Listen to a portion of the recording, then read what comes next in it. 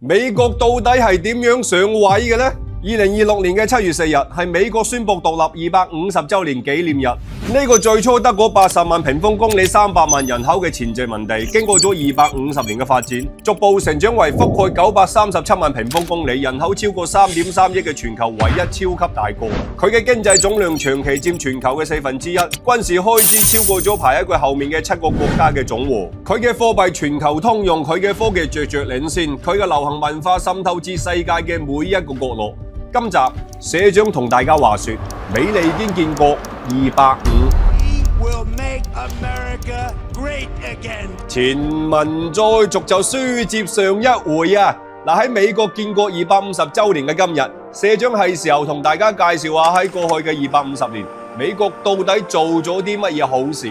睇完今集你將會知道，美國係點樣從殖民地升級成為獨立國家，點樣從小國變成大國，最後又係點樣大發國難財嘅故事，從500年前開始講起。自從1492年哥倫布發現美洲新大陸之後，幾百年嚟，歐洲佬無視嗰度嘅房東印第安人嘅抗議，先後進入北美大陸瓜分土地，開啟美洲嘅殖民時代。其中英國最把炮，喺之後嘅百幾年，英國人陸陸續續坐幾個月嘅船，冒住大風大浪，嘔到半死過大海嚟到呢度。佢哋有啲係過嚟揾食，有啲係過嚟走難，有啲係俾流放嘅罪犯。然後呢班三教九流喺英國政府嘅領導下，沿大西洋東岸陸續建立咗13塊殖民地。但喺呢片新大陸裏邊，唔止英國人，仲有法國人同埋西班牙人。唔同勢力之間，你唔妥我，我又唔妥你，足之打起上嚟。喺1756年至1763年，為咗爭奪北美同埋印度嘅殖民地，英國同埋法國就喺歐洲打起上嚟，一打就打咗7年。英國投入咗巨額嘅軍費，戰後爭人周身債，為咗填翻個氹，於是英國國會就向北美嘅殖民地開刀，一味咁對北美呢13塊殖民地加稅。喂，你同法國打仗係你歐洲嗰頭嘅事啫，憑咩冇雷公咁遠加我哋稅㗎？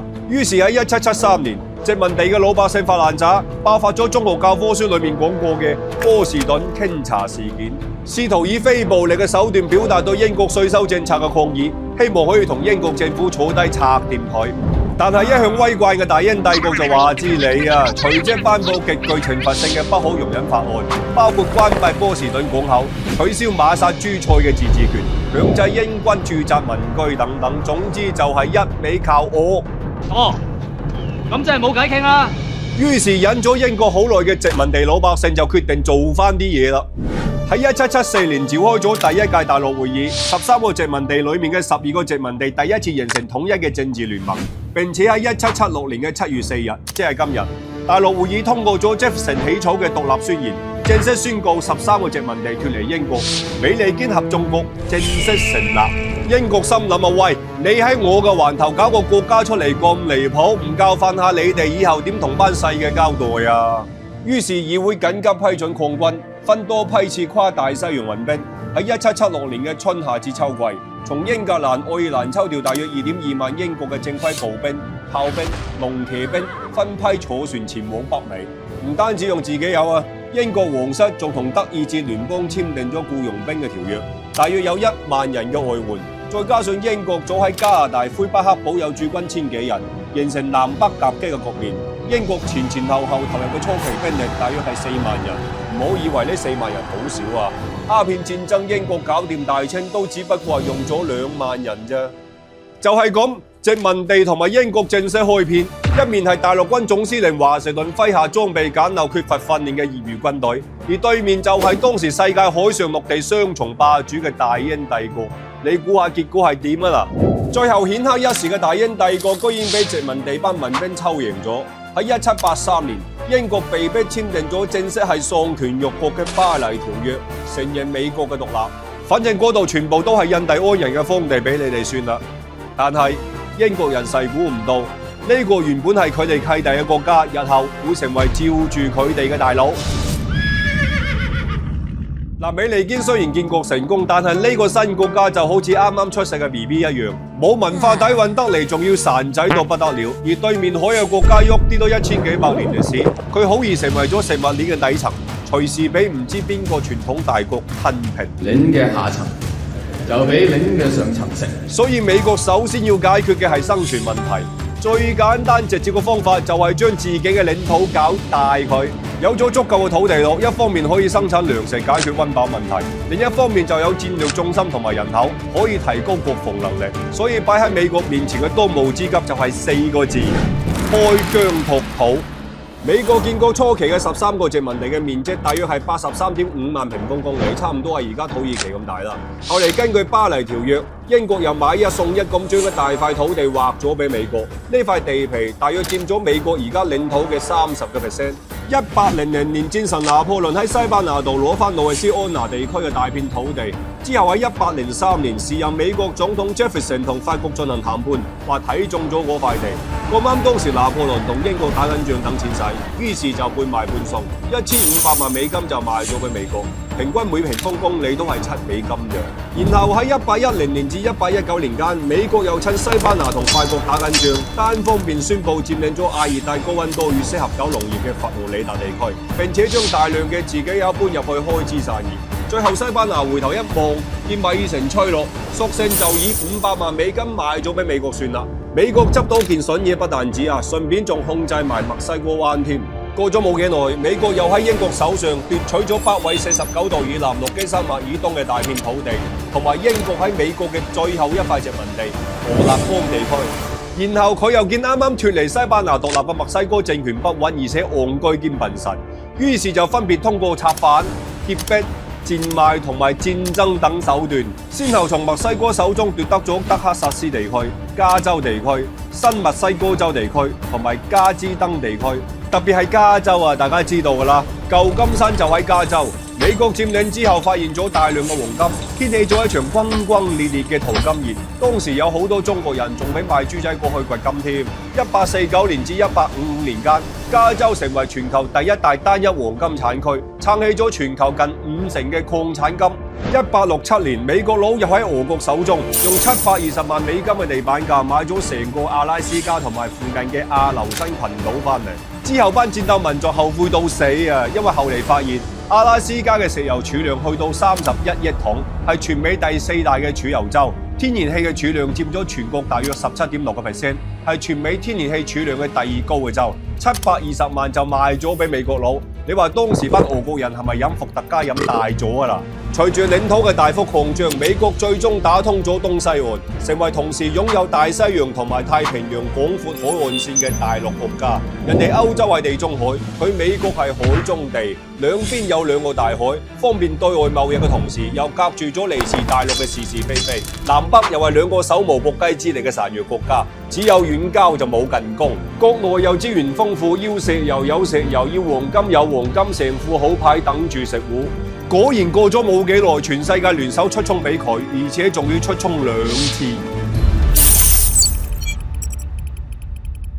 喺1914年之前，國際金融體系嘅中心喺倫敦，美國當時係佢哋嘅債仔嚟嘅咋。為咗起鐵路搞工業，美國向歐洲借咗好多錢，但係好快雙方嘅角色將會互換。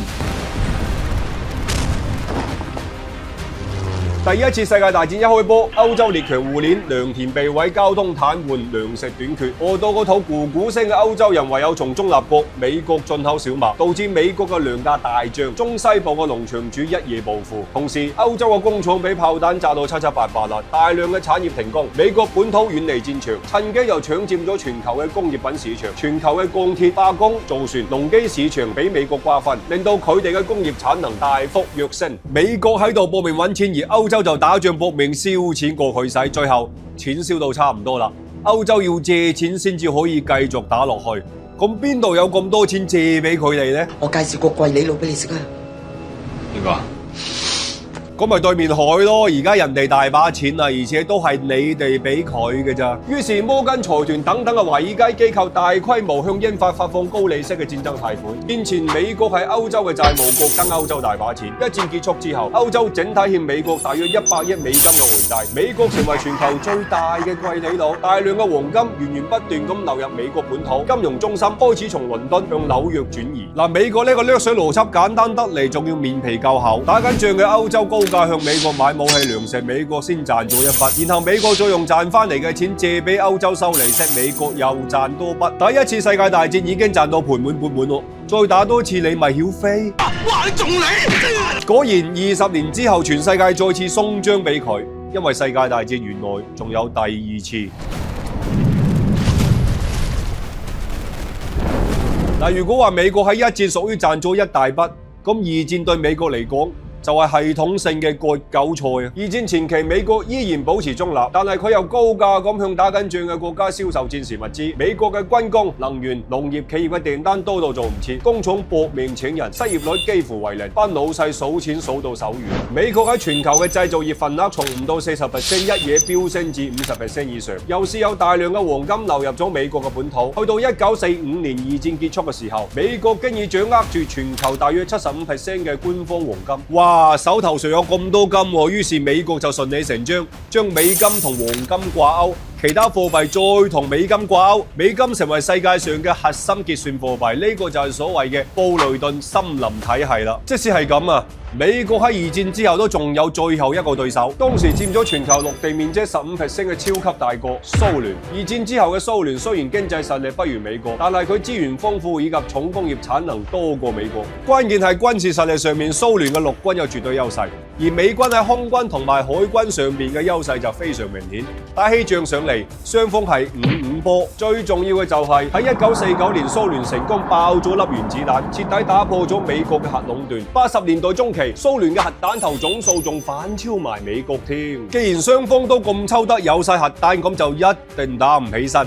因為雙方都唔想成為人類最後一次世界大戰嘅始作俑者啊！就咁樣，雙方互啤咗45年，蘇聯終於頂唔順啦。1991年嘅聖誕節，戈爾巴喬夫電視宣布辭去蘇聯總統，正式宣告蘇聯解體。美蘇冷戰結束，世界從兩強相爭變成咗一家獨大嘅格局。從此，美國成為咗全球嘅唯一霸主。以前美國打仗啊，點都要睇下聯合國嘅面色嘅，而家就睬你都嘥氣啊！想打邊個就揼邊個。今時今日，天一拍地一拍，邊個威我就打。於是美國就正式開展佢撩事鬥非，唔聽話就打到你聽話嘅霸權時代啊！1999年嘅科索沃戰爭，美國以人道主義危機為借口，帶領北約炸足南斯拉夫78日。炸埋我哋嘅大使館，全程未獲得安理會嘅授權。最後作為主權國家嘅南斯拉夫就咁成為咗歷史。2003年話人哋有大規模殺傷性武器，美國入侵伊拉克，推翻主權政府。關鍵係從頭到尾都冇揾到任何所謂嘅大規模殺傷性武器，但係就造成咗幾十萬嘅平民喪生。2001至2021年，美國以反恐為借口，夾硬佔領咗阿富汗20年，消耗咗2.3萬億嘅軍費，然後又突然撤軍，留低咗一撇蘇州。2011年，美國又操縱北約空襲利比亞，推翻卡扎菲政權，搞到人哋國家分裂，軍閥混戰。2026年睇委內瑞拉唔順眼，直接派軍隊過去，將佢哋嘅總統兩公婆打包翻美國，然後又屈伊朗搞核武器，直接入侵人哋嘅國家，炸死埋佢哋嘅最高領袖。喺過去嘅250年，美國從任人宰割嘅殖民地變成咗宰割人哋唔講道理嘅世界霸主。留個問題俾各位社員，大家認為呢個霸主仲可以做幾耐呢？歡迎討論啊！我係社長，一個試圖將枯燥內容變得有趣嘅講古佬。點解用粵語？因為用粵語講過癮啲㗎。有乜話題想我講嘅話，不妨話我知啊！下期見。